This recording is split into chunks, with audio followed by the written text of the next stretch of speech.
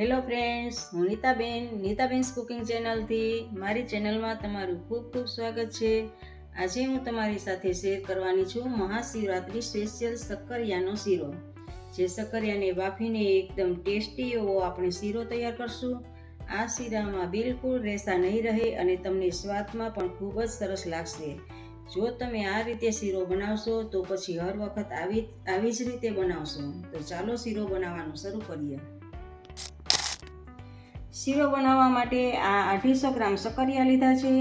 આ 1 વાટકો દૂધ છે, 50 ગ્રામ ખાંડ છે, 2 ચમચી ઘી છે, 2 ચમચી તાજી ફ્રેશ ઘરની મલાઈ છે અને 1 ટીસ્પૂન જેટલું એલચી પાવડર છે. અને આ આપણું ડ્રાયફ્રૂટ છે, એમાં બદામ કાજુની નીચે કતરણ છે અને ઉપર આ કિસમિસ છે.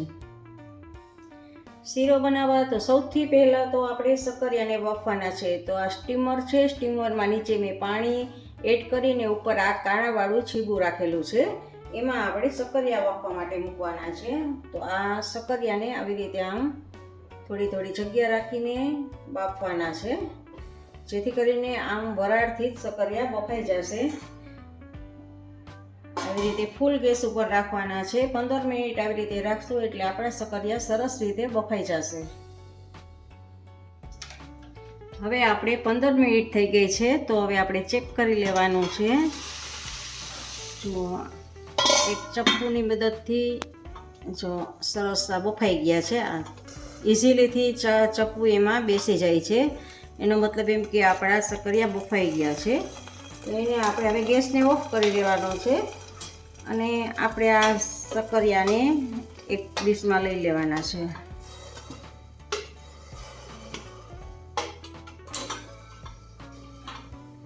હવે આને 5 મિનિટ માટે આમ જ ઠરવા દેવાના છે. આપણે 5 મિનિટ થઈ ગઈ છે અને હવે આપણા શક્કરિયા ઠરી ગયા છે. ને છાલ જો એકદમ સરસ રીતે ઇઝીલીથી છાલ ઉતરી જશે. એકદમ પાતળી છાલ ઉતરશે. ઠંડા થવા દેશો ને ગરમ ગરમમાં તો જાડી છાલ ઉતરશે. એટલે એકદમ ઇઝીલી સરસ રીતે છાલ ઉતારી લેવાની છે બધા જ શક્કરિયાની. આવી રીતે જુઓ, આ બધા જ શક્કરિયાની છાલ ઉતરી ગઈ છે અને હવે આ મેસરની મદદથી આપણે એને મેશ કરવાનું છે. અને તમે ખમણીથી પણ ખમણી શકો છો, પણ આ મેસરથી હું મેશ કરું છું. અને સારી રીતે આપણા ગાજર બફાઈ ગયા છે, તો સારું એવું આપણે મેશ થઈ જાય છે.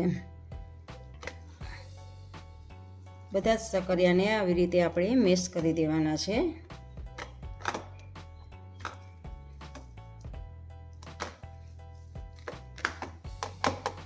જો તમે જાડા શક્કરિયા લેશો ને તો રેસા એટલા બધા નહીં હોય, અને પાતળા શક્કરિયામાં રેસા વધારે હોય છે. જો આપણે આમાં રેસા એટલા બધા છે નહીં. અને આ ટાઈમે જો તમે રેસા હોય તો અલગથી રેસા કાઢી લેવાના, એટલે શીરામાં રેસા ના આવે.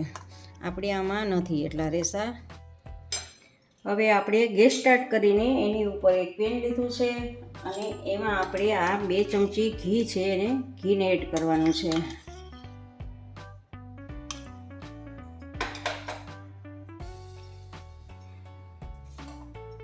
ને ઘી પીગળે એટલે એમાં આપણે આ શક્કરિયાનો જે માવો તૈયાર કરેલો છે એ માવાને એમાં શેકવાનો છે.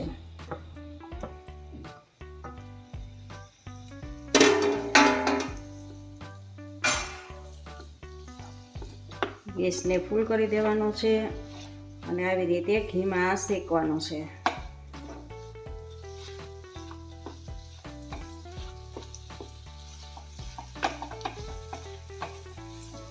આ માવાને ઘીમાં શેકવાથી આપણો શીરો ખૂબ જ સ્વાદિષ્ટ બને છે.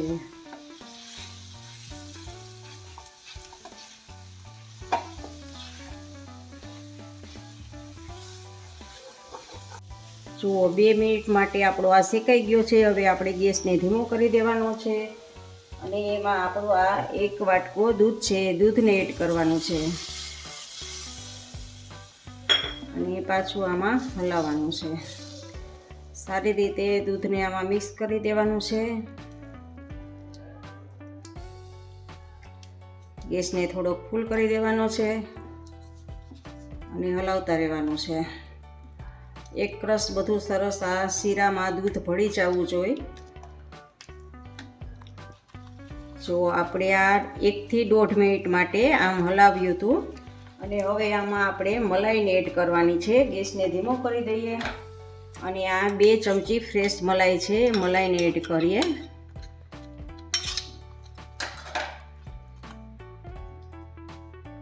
અને થોડુંક હલાવીને તરત જ આપણે આ ખાંડ છે, 50 ગ્રામ જેટલી ખાંડ છે. આપણે 250 ગ્રામ શક્કરિયા હતા, તો શક્કરિયા મીઠાશવાળા જ હોય છે, જેથી કરીને આપણે ખાંડ ઓછી લેવાની છે. 50 ગ્રામ 250 શક્કરિયાની સામે મેં 50 ગ્રામ જ ખાંડ લીધી છે. અને હવે ખાંડને ઓગાળવાની છે. બધું જ સારી રીતે મિક્સ કરવાનું છે અને ઓગાળવાનું છે.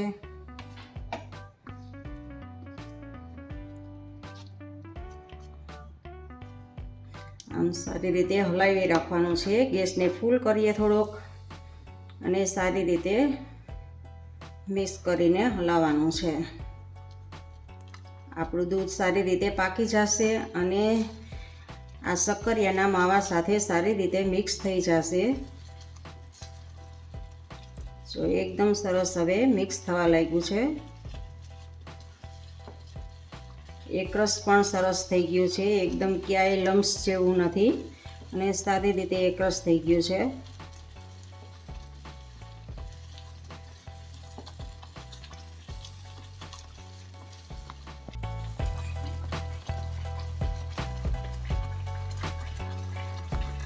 આમાં ફ્લેવર્સ લાવવા માટે આપણે એલચીનો પાવડર 1/2 ટીસ્પૂન જેટલો એલચીનો પાવડર એડ કરવાનો છે. અને હવે ગેસને આપણે ઓફ કરી દેવાનો છે. અને થોડાક ડ્રાયફ્રૂટ્સ એમાં એડ કરશું અને બીજા આપણે ઉપરથી ગાર્નિશિંગ કરશું.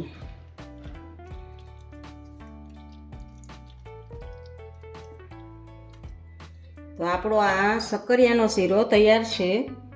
હવે આને આપણે એક સર્વિંગ બાઉલમાં લેવાનો છે.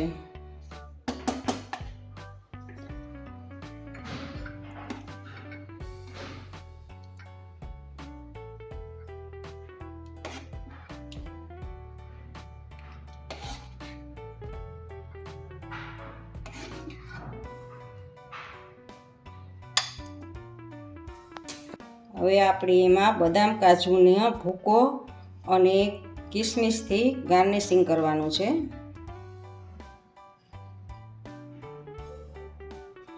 તો આપણો આ શક્કરિયાનો શીરો તૈયાર છે. જોતાં જ મોઢામાં પાણી આવી જાય અને ખાવાનું મન થાય એવો આ શક્કરિયાનો શીરો તૈયાર છે. ફ્રેન્ડ્સ, મારી રેસીપી તમને પસંદ હોય તો લાઈક અને શેર કરજો. અને હજી સુધી તમે મારી ચેનલને સબસ્ક્રાઈબ ન કરી હોય તો સબસ્ક્રાઈબ કરજો, જેથી મારી નવી દરેક વાનગીના વિડીયો તમને જોવા મળે. ઇન્સ્ટાગ્રામમાં મારા પેજને ફોલો કરજો, મેં નીચે લિંક આપેલી છે. આવજો, બાય. ફરી મળીએ નવી રેસીપી સાથે.